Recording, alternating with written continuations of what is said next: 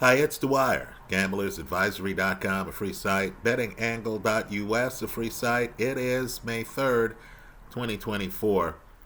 Let's talk basketball. Let's talk a play here. But first, remember, the opinion you should follow should be your own. Just consider this video to be a second opinion from a complete stranger online. Now, everyone is happy in Nickdom. Right? The Knicks beat Philly. Philly, of course, is a divisional rival. Philly, of course, has Joel Embiid, the reigning MVP, until a new one is announced. And, Philly's rough and tumble. So the Knicks got by Philly, and everyone is thrilled. Right? Knicks also were the 2 seed, which is going to confuse a lot of gamblers. They're going to see the Knicks and they're going to think, wow, this is a high-seeded team. They have home court advantage for the next round of the playoffs. What could possibly go wrong? Right? Stephen A. Smith is on ESPN. He's saying every other sentence, Knick fans, stand up. Right? You're looking at the games. You're seeing celebrities courtside. Looks like a renaissance, doesn't it? Now understand. I was raised in Manhattan and Queens, went to high school in the Bronx. I'm a longtime Knicks fan. I don't have anything against the franchise. But betting is about the math. Now, I'll agree. During the regular season, Pacer defense was not up to par. Right? But Rick Carlisle's a very good coach. You just saw the Pacers beat the Bucks. Now, understand. That was an interesting series because, of course, the Pacers go in as the lower seed, right? They're the 6th seed. And, of course, overlooked was the fact that the Pacers actually won the season series against Milwaukee. Right? Everyone was acting as if Giannis were healthy, then the Bucks would take care of business. Doc Rivers had a below 500 record with the Bucks. Understand, Drew Holiday, he's now a Boston Celtic. This was Dame's first go-round. So what I want people to realize is even with Giannis, because of styles, the Pacers had a chance to win that series outright. Without Giannis, it was a fait accompli. More importantly, looking at that series, understand the Pacers are offensively gifted.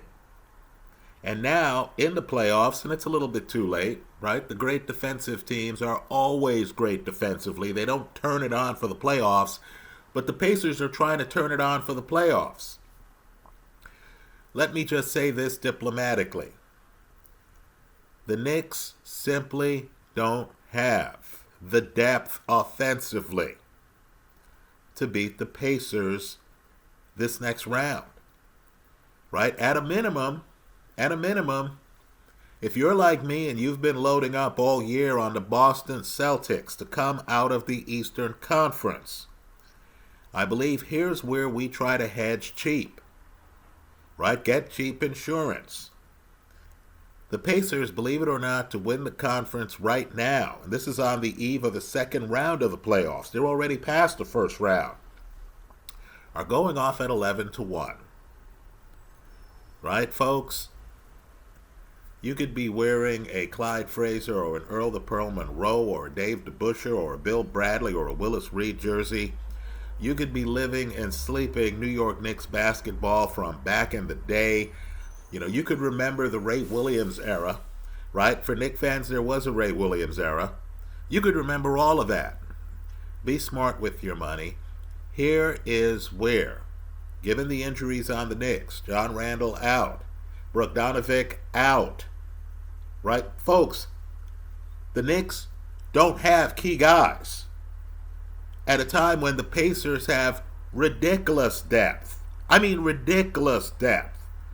Look at Dame's numbers yesterday. He's hitting threes. He's scoring points. Look at Brook Lopez's numbers yesterday. Those guys were doing a lot of good things. The Bucks got blown out. Right? So, my advice here, and I'm a Knicks, look, I hope I'm wrong. right? I'd love to be, cheering for Brunson and, the Nick ensemble. But just understand, the Pacers have too much. The Pacers even won the regular season series, just like they did against the Bucks. This is a high variance team with more depth than the Knicks. I don't even know what the Knicks are doing, favored by, 6 points in the opener here. Right? The play I'm suggesting, if you're a futures bettor and if you want to just protect yourself in case that Porzingis injury is more severe than we want to believe, and just in case the Celtics, who, let's face it, in the Tatum-Brown era, have laid some eggs in the playoffs, right? If the Celtics lay an egg, if, Porzingis is out, the stuff we've been hearing hasn't been true, right? Wasn't Giannis supposed to come back by Game 3? Right? These calf injuries, I'm telling you, they're tricky. Right? If Boston gets upset in the next round of the playoffs, you want to make sure that you're on both sides of the play in the next round of the playoffs. I'm just telling you here, the casino is giving you a gift, in my opinion, by giving you the Pacers at 11-1 odds to win the Eastern Conference. Right? Again, Pacers 11-1 to win the Eastern Conference. I don't even believe the Knicks have the depth that Philly had. Philly, let's be real here, Philly was out of sorts in that series. Right? Even the, non-traveling call, the Maxey non-traveling call, was interesting because in that sequence, Maxey hits 2 threes. Right? But it's playground basketball. You didn't get the feeling that you were watching the Denver Nuggets. Right? Guys were ad-libbing. Also, someone's going to have to explain to me, and I admit, it's a generational type thing.